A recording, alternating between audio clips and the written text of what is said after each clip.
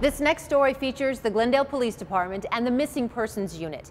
This is the group of police officers and detectives who are charged with finding someone when they're reported missing.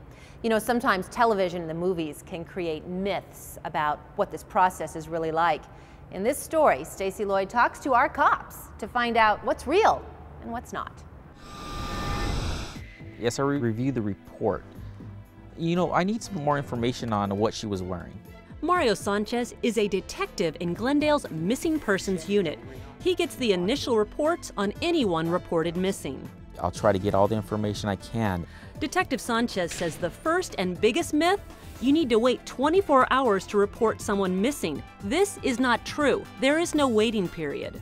You have a missing person, adult or juvenile, you can call anytime. Let us begin that process of investigating to determine whether there's a crime involved. Because if there is, the rate of success for finding them, bringing them home safe, prosecuting the person responsible increases greatly when you call early in the event.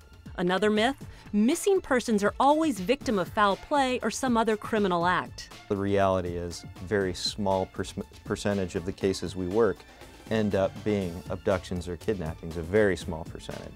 Truth: there are typically 3 types of missing persons: missing adults, missing children, and runaway teens. That's a large part of our caseload. They're running away, we don't know why they're running away. It could be something happening at home. Either they don't like following the rules, or maybe there's something going on at home that they're trying to get away from. Another myth: being a missing person is a crime. It's not.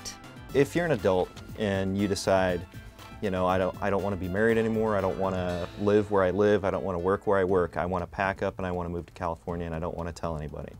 You're allowed to do that. That's not a crime, but you're going to make some people concerned. Running away is also not a crime, but if a child 12 and younger goes missing, that's another story. What we find on cases of 12 and under is that there's a higher probability that there's a crime attached, whether it's an abduction or a kidnapping or whatever you want to label it. And although a lot of the times it's not necessarily a danger to the child, a lot of the times it's a family issue. Another myth: unlike TV shows, a missing persons case usually can't be solved in an hour. A typical missing case is going to take more than a couple of days to investigate. Truth: Glendale police treat all missing persons cases as kidnappings from the start.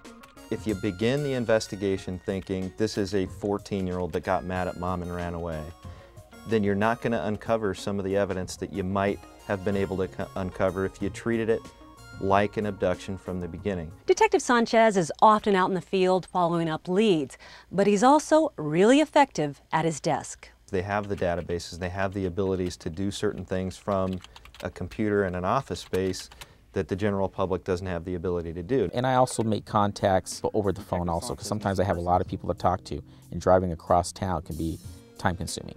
It's no myth Glendale police find missing people almost all of the time, and usually they come home on their own.